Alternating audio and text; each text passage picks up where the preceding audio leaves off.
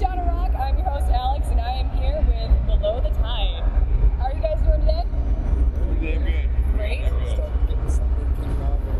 You really are. Would you like to introduce yourselves and what you do in the band? Let's start over here. James, I play bass. Brian, I play drums. Travis, I play guitar. Jim, I play guitar. Awesome. Okay, so you guys have a new album coming out in November. Do you have a title for it yet? Epidemic? Is this going to be a full-length album? 5-song EP? Awesome.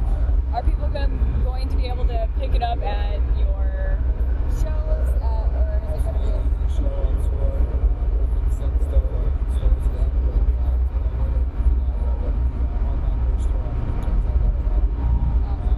iTunes, CD Baby, pretty much anything you can get online with a digital album. awesome? So like it's going to be able to be sold on iTunes. Fantastic. Okay, so you guys got to play with the Summer Slaughter tour, right? When it stopped in Cleveland. Yes. Okay, so what was that like? That was great. We headlined the ballroom stage in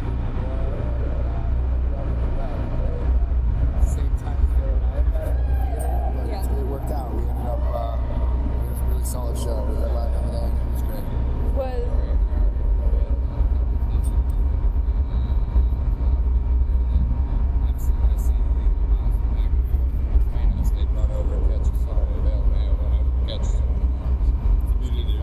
Was really?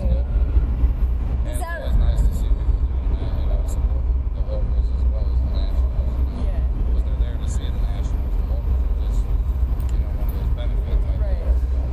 Do you get on those type of tours a lot when they come through Ohio, or? As many as we possibly can.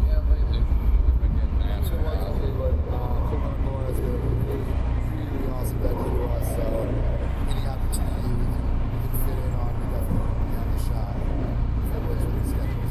That's fantastic. How do you guys go about getting onto those tours or onto this festival like today at Dirtfest? Yeah, I handle all the shows. And how do you go about doing that? It just they all vary. They're all different. This one, Dirtfest in particular, I just I happened to contact Matt Dalton, who everyone obviously probably knows, and we took a buy-on slot and we made it happen. So, and Summer Slaughter, we have a really great working relationship with the Cleveland Aurora, like I said, and they treat us really well. So when there's a show coming that we fit in on, they email us and let us know what's happening and give us that shot at least. That's great. So you guys must have played a lot of shows with them to get to that point, right? Absolutely, yeah. We've been doing it with them probably almost 5 years, so it's there you go. We have a great relationship with them. Before Cleveland Agora, it was Peabody's down under in Cleveland. Everyone started that, and it's same ownership now, so that same friendship just kind of transferred over. Awesome. And you guys are now working with you have a clothing line sponsor, correct? It's necessary clothing. Everyone's wearing the shirts now. There's some out here at Dirtfest selling great to us also. Sean Claus, it's all original art from him. That's impressive. They all hit us up really well there. They treat us great. So check out as well. Yeah, they're local clothing line to us. So you can check out all their gear on itsnecessary.com. That's awesome. Fabulous. Okay, so how did your set go today? I know I've already talked to you about it, but It was great. I had a good time. It was a great crowd, good response. We kicked the show off. We were literally first on Dirtfest, so that's kind of a big responsibility to set the bar. You're the first one, so true. Get it started right. I think we did okay. I think we Seems like everybody's it seems like we did okay. We're pretty happy with those. If they came over the stage after coming in and didn't just hang around with the merch stuff, Yeah. you did all right. Because you were saying how many people you thought came over, right? Yeah. Definitely filled in very quickly. Yeah, it filled in real quick. It just depends on, when we started, there was still a lot of people at the door. So when we started, of course, there was, a couple. But when you're looking out in the crowd, you can't really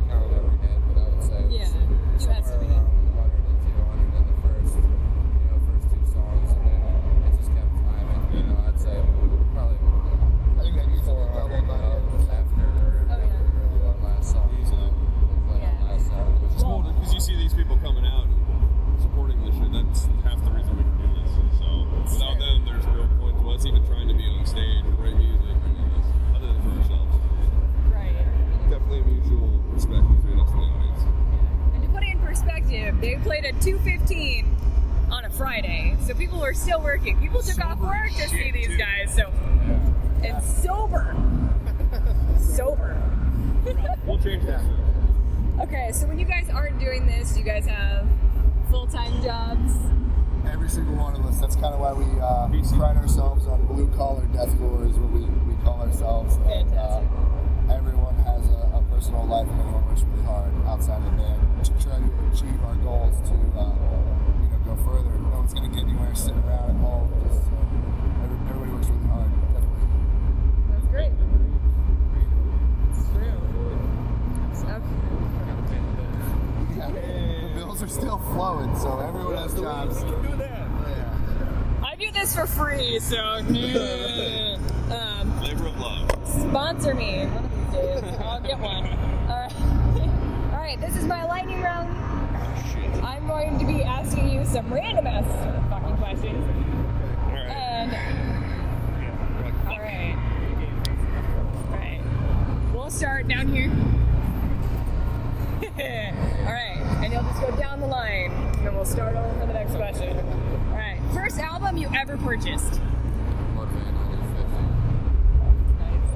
Marshall Mathers LP. Pantera, Cowboys from Hell.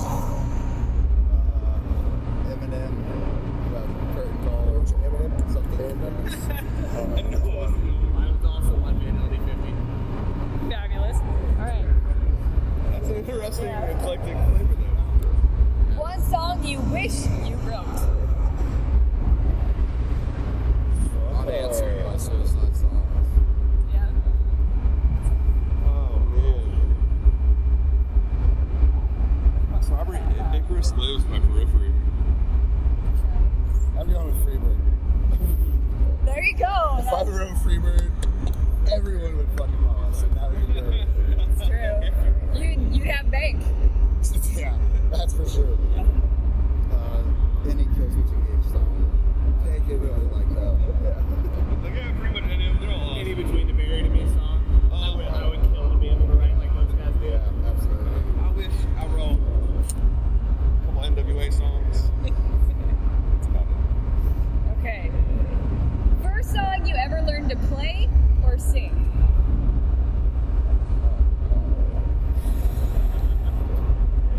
I'd say Don't Speak by No Doubt. That's fabulous. Yeah. That's fabulous. Nothing Else Matters by Metallica. The first song I ever learned on drums, 3 years old, was Kiss, I Love It Loud. Really? Yes. That's impressive. See, we need to get Spencer a drum set and get him. Start 'em young. I bought him one, but he broke it.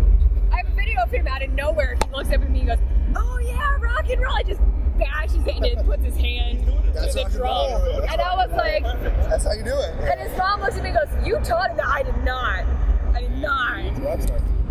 He is. Great. All right.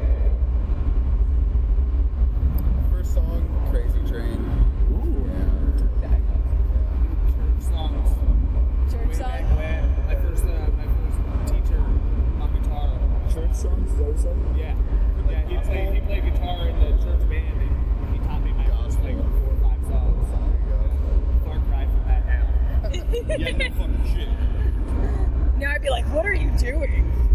What is this devil music?" What is your one vice? Wait, can I just answer this unanimously? Yes. That's unanimous. Okay, there you go. Go for it. Unanimous marijuana. For sure.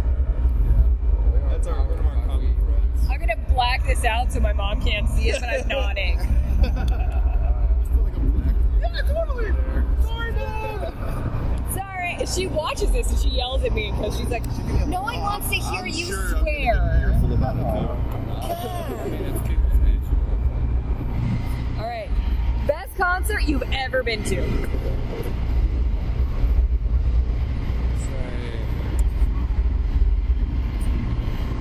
Marilyn Manson and Pantera back in like 94. Ozfest, wasn't it? No, it was just it was a tour. Marilyn Manson, Pantera, and White Zombie. It was still White Zombie, wasn't that Rob Zombie bullshit. White Zombie, that was back. Yeah, that was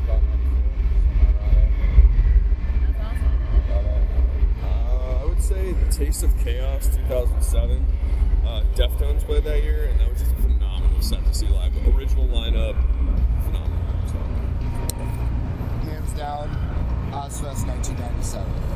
Fear Factory, Pantera, Typo Negative, Machine Head, Black Sabbath reunion.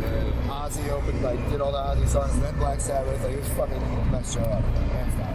That sounds fantastic. Ozfest 97. Look the lineup up. Manson, everybody was on it. It was great. When did Angie go to Ozfest? Is that when she went? Yes. That's right, you're deaf. Leave it alone. Ozfest. When did Angie and Danny go to Ozfest? Was that year? 97, best year ever. That year was so good. Damn it. Ozfest. I would, best show,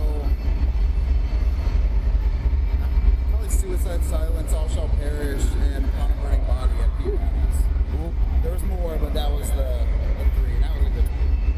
Right before Mitch passed away, so it was super memorable. Yeah. So yeah, and right before Peabody's closed, so that's Yeah. really awesome. Say a private show in Peabody by Monday. I was on their email list, and they sent out an email and to just the people that were on the email list, and we got in. This had to be, I don't know, early 2000s, maybe, somewhere around there. It's like the end of, right before the end of all things came out. It was just them for 2.5 hours in Peabody's. You realize everyone here is like, fuck you. We're all just gonna scoot over this way now. Over there. God, that sounds amazing. Right? My best concert, I've never answered this question, What about you? but it was at Woolies in Des Moines. It was Seven Dust. I don't remember. And they just, it was, the air died in the middle of August in Iowa, so it was like 800 degrees in there. And we were in the front row, and they just kept throwing water on us. We didn't know what was water, what was sweat. And when we were done, we had to take off our shirts and wring them out. We were just drenched. And we made the joke when we left. We're like, you know it's a good show when you leave feeling like you went 3 rounds of great sex. Because we sat down and they're like, you need to leave. And we're like, I don't think I can. I feel like Jello. Yep. This is another one I'm going to have to edit for Mother. Mom! You didn't hear that? Okay. Do you have a pre-show ritual? Or what is your pre-show ritual? Operation Smokestack. Smoke a blunt and fucking jam. That's about it. That's what we do. Smoking and stretching. Lots of middle fingers. Well, I mean, that's constant. Like, hey, fuck you. Well, we already did that once in this interview to you, so collectively. Meeting quota. Yeah. Fucking special VIP post birthday, okay. Right? For 2 hours? My God. Okay. Biggest pet peeve of the genre. So if there's something about when you go to shows that people do that bothers you. I mean, I guess I could say crowd killing. Because if you're gonna act like a ninja in the mosh pit, you know, and throw your arms around and spin kick and shit, keep it to yourself in the middle. Don't go out to the edge of the crowd and purposely hit people. Right. That's how a lot of fights start. Yeah, there's a lot of people that intentionally do that. Like everybody's out there to just have fun and, you know, whatever happened to good old fashioned push moves. You know, I used to love going and Simple, when safe, everybody watched friendly. out for each other. If You fall fell, down, people got pick you up and shove your ass again. You know? Yep. Now it's like you get punched in the face, you get kicked in the gut, and all this shit. It's crazy. I can agree with that. Yeah, I mean, it's that's fun. I guess mainly having come from played so many local shows, like every band usually has to do to pay their dues and get into a higher standing. Yeah. Bands that leave, like, yeah, you play earlier in the set. If you don't stick around the entire show, what's the point of you even playing the show? Like, you don't can't make any of the have band contacts. practice and then leave. Like, you're only screwing yourself over. Plus, it's tough to support the other band. So, I think that's my biggest pet peeve, really. That's a good one. That's kind of what I was going to touch on, was just, other bands not supporting other bands and, watching each other set. But other than that, I would say one of my biggest pet peeves is other local bands not working hard to try to actually achieve the dream they think is possible. No one wants to go out and sell tickets anymore. No one wants to do that hustle anymore, and everyone thinks it should be handed to them. And we're one of those bands that just, we know that we need to work hard, we need to get our shit on stage and our shit off stage, and we need to be on time, and we need to sell tickets, and we need to do everything that needs to happen in order to try to achieve that dream. And I think not enough bands these days realize that. Yeah. So there's one band that from Des Moines. They'd gotten on Gigantor for a couple of shows. They didn't even have CDs done. They had nothing. They didn't have any here, download our music here. They had nothing recorded. wow. And it's you're on Gigantor. This is your big chance. If you had CDs, that would have gotten your name out there. And I bet you had to pay to be on that just a little bit, something. And you just fucked yourself. Right. Yeah, I would just say, I'm touching on it, it's just entitlement from other local bands. They don't want to work hard enough. They just feel entitled to It's not even like local everything. It's like Any of it. The time slot. promoters, venue owners, some of the fans are kind of getting touchy about shit, wanting to stay in contact with you, to be able to, yeah, I'll buy tickets after 2 months from now, but then they don't fall through. And it's basically just like a unity within the scene. It's kind of falling apart. So, probably the main issue that we have. Yeah, that's good. And actually, I would continue on a kind of it, but actually for the bigger bands, there's a lot of bigger bands that are really humble, and when I get to talk to them, meet them as a fan or as having shared the stage with them, it's an awesome experience all the way around.